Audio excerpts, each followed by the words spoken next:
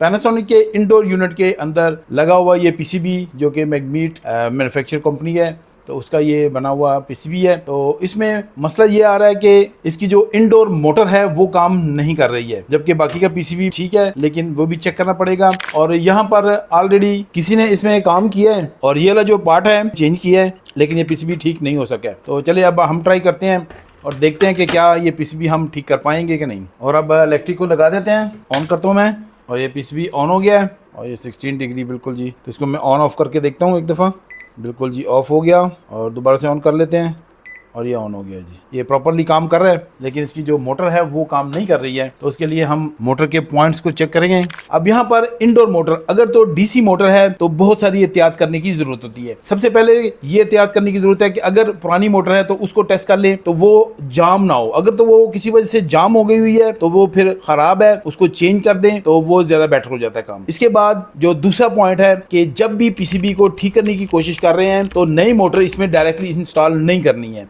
अगर आपने नई मोटर इसमें इंस्टॉल कर दी डायरेक्टली और ख़राब पीसीबी में लगा के चेक किया तो ऐसा पोजीशन भी आ जाती है कि वो मोटर दोबारा से ख़राब हो जाएगी। तो उससे बचने के लिए ज़रूरी है कि सबसे पहले पीसीबी को प्रॉपरली टेस्ट किया जाए। टेस्ट करने के बाद जो है वो इसके मोटर को जो है वो यहाँ पे इंस्टॉल किया जाए। तो हम भी टेस्ट कर लेंगे इलेक्ट्रिक जो है या जो वोल्टेजेस हैं वो प्रॉपर आ रहे हैं कि नहीं आ रहे हैं। ये देखें यहाँ पर डीसी फैन लिखा हुआ है और ये डीसी पॉजिटिव है। फिर है जी ग्राउंड 15 वोल्ट FG VSP यानी कि वोल्टेज जिससे कि ऑपरेट मोटर को किया जाता है, और ये FG है और 15 वोल्ट होने चाहिए ग्राउंड और पॉजिटिव वोल्ट होने चाहिए। तो सबसे पहले हम चेक कर लेंगे यहाँ पर कि यहाँ पर हमें ग्राउंड 320 वोल्ट मिल रहे हैं कि नहीं मिल रहे, या 10 वोल्ट मिल रहे हैं कि नहीं मिल रहे। तो 326 वोल्ट जो डीसी हैं वो यहाँ पर आ रहे हैं। इसका मतलब है कि ये बिल्कुल ठीक है पॉइंट और इसमें कोई भी इशू मौजूद नहीं है। जो नेक्स्ट है यहाँ पर 1 नंबर पिन थी, ये 2, 3 खाली है और 4 नंबर जो है वो ग्राउंड है।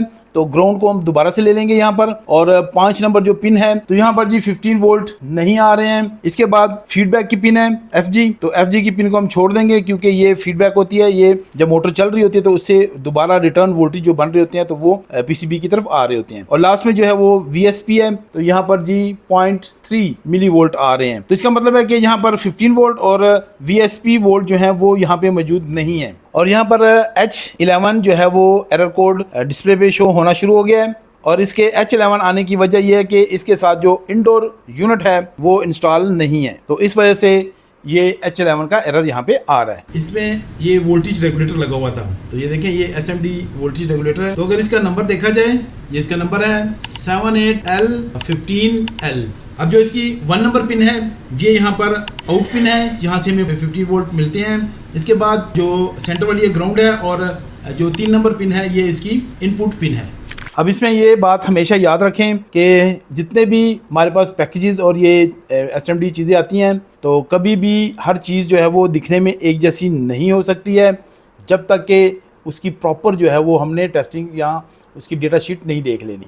अब यहाँ पर आप देख सकते हैं कि किसी ने YR ये पैकेज यहाँ पर इंस्टॉल कर दिया है। अब ये पैकेज यहाँ पर क्या चीज़ है अभी तक मुझे भी इस चीज़ का कंफर्म नहीं है, क्योंकि कंपनी है जो कि बहुत सारे चीज़ें जो है वो मैन्युफैक्चर करती हैं, लेकिन ज़रूरी नहीं होता कि जो चीज़ आपको एक जैसी नज़र आ रही है वो अंदर से भी वो सेम ही हो। अब YR का ये जो पैकेज है, अगर इसका डेटा शीट देखा जाए तो ये NPN ट्रांजिस्टर है, और NPN ट्रांजिस्टर जो है वो वोल्टेज रेगुलेटर की जगह काम नहीं कर सकता, किसी सूरत में भी काम नहीं कर सकता। ये जो इंस्टॉल किया है यहाँ पर यही रॉन्ग है। तो सबसे पहले इस NPN ट्रांजिस्टर को जो है वो हम यहाँ से आउट कर लेंगे। ये आउट हो गया, मेरे ख्याल में ये काफ़ी बेहतर हो गया। अब यहाँ पर जैसे कि मैंने आपको बताया कि ये जो इसकी फर्स्ट वाली यहाँ पे ये पिन है, तो ये आउटपुट पिन है जो कि ऊपर जा रही है फैन कनेक्टर में, और इसी तरह से ये सेंटर ग्राउंड है, और ये पिन जो है वो इनपुट पिन है जो कि यहाँ से आ रही है।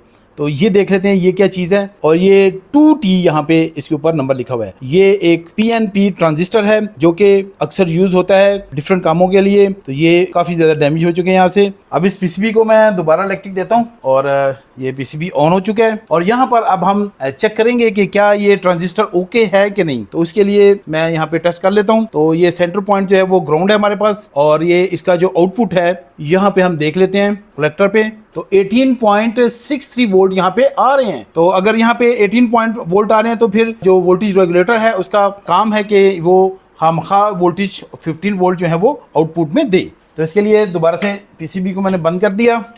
अब इस तरह का जो SMD में पैकेज है वोल्टेज रेगुलेटर का, ये मेरे पास इस वक्त मौजूद नहीं है, तो इस पुराने को ही मैं एक दफ़ा टेस्ट ज़रूर करूँगा, क्योंकि हो सकता है ये ठीक हो, किसी और वजह से यहाँ पे मसला आ रहा हो। तो इससे पहले कि यहाँ पर हम इस पैकेज को लगाएं, इसको एक दफ़ा हम क्लीन कर लेंगे और उसके बाद हम यहाँ पे इसको लगाने की कोशिश करेंगे। हो गया जी, तो हॉट गन से हम इसको पैकेज को यहाँ पे इंस्टॉल करते हैं। अब इनकी पिनों को एक दफ़ा मैं क्लियर कर लेता हूँ कि किसी वजह से कोई पिन एक दूसरे के साथ जुड़े ना। अब इस चीज़ को कंफर्म करेंगे कि ये जो वोल्टेज रेगुलेटर है ओके है कि नहीं, तो इसके लिए मैं इलेक्ट्रिक लगा देता हूँ दोबारा से। अब जो ग्राउंड है और इसका आउटपुट है वहाँ पे हम वोल्टेज चेक करेंगे, तो यहाँ पे जो है 15 वोल्ट नहीं आ रहे हैं जी, यहाँ पर 18 वोल्ट आ रहे हैं पर यहाँ पे 15 वोल्ट नहीं आ रहे हैं। इसका मतलब है कि ये वोल्टेज रेगुलेटर जो है वो ये प्रॉपर काम नहीं कर रहा है, तो इसको हम यहाँ से आउट कर देंगे। इलेक्ट्रिक मैंने दोबारा से निकाल दी, तो ये पैकेज जो है यहाँ से हम आउट करेंगे, ये आउट हो गया।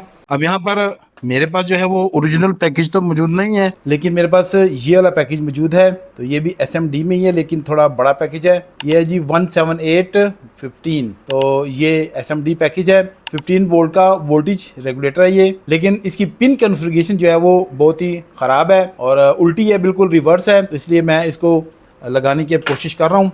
अब यहाँ पर अगर देखा जाए तो ये इसका बूस्टिंग और फिल्टरिंग कैपेसिटर है मेन इसका, जहाँ पे 320 वोल्ट आ रहे होते हैं, और इसी के साथ ये देखें तमाम पॉइंट्स जो हैं वो ग्राउंड के जुड़े हुए हैं।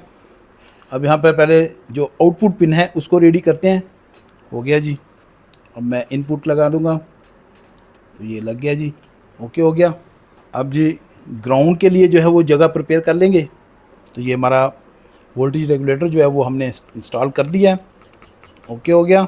इलेक्ट्रिक लगा देता हूँ, PCB ऑन हो गया है। यहाँ पर हम चेक कर लेते हैं, तो ग्राउंड ये जी 15 वोल्ट आ गए, पहले कुछ भी नहीं था, ओके हो गया 15.26। अब थोड़ी देर के लिए PCB को दोबारा बंद करेंगे और आ जाएंगे हम इस तरफ। अब दोबारा से PCB को हम ऑन करेंगे, तो PCB ऑन हो गया है। वोल्टेज दोबारा चेक करते हैं, ये हमारे जो वोल्टेजेस हैं वो प्रॉपर हैं कि नहीं। 325 वोल्ट तो हमें आ रहे थे यहाँ पे, तो ये 22 आ रहे हैं। अब यहाँ पर जो ग्राउंड और 15 वोल्ट हैं वो तो आने चाहिए, क्योंकि 15 वोल्ट आ गए हुए हैं, तो यहाँ पे मौजूद हैं जी। इसी तरह से इसकी जो 5th नंबर पिन है, तो वहाँ पर भी 5.50 वोल्ट मौजूद है जी। तो इसका मतलब है कि ये PCB अब ठीक हो चुके हैं। तो वोल्टेज रेगुलेटर मेरे ख्याल में ख़राब था, गलत पार्ट लगा के जो PCB था वो ठीक नहीं हो रहा था। अब हमने इसको प्रॉपर कर दिया है। अब इसकी मोटर मैंने यहाँ पे लगा दी है, और इस मोटर लगाने के बाद अब इसको दोबारा चेक कर लेते हैं। इसको मैंने ऑन कर दिया है, वेट करते हैं, और ये मोटर स्टार्ट हो गई है। मोटर जो है वो प्रॉपरली काम करना शुरू कर दिया है इसने, बिल्कुल जी। अब मैं इसको रिमोट से भी बंद करके देखता हूँ एक दफ़ा। मैंने रिमोट से बंद किया, मोटर बंद हो गई। रिमोट से ऑन किया, वेट करना पड़ेगा थोड़ा सा, और ये मोटर स्टार्ट हो गई है। एक दफ़ा स्टार्ट हुई, फिर इसने दोबारा से इसको स्टार्टअप दे दिया, स्टार्ट हो गया है। बंद कर देते हैं इसको, बंद हो गया। अब ये PCB बिल्कुल ओके है और कस्टमर को हम हैंड ओवर कर सकते हैं। मज़ीद वीडियोस देखने के लिए इन दोनों में से किसी एक वीडियो पे क्लिक करें।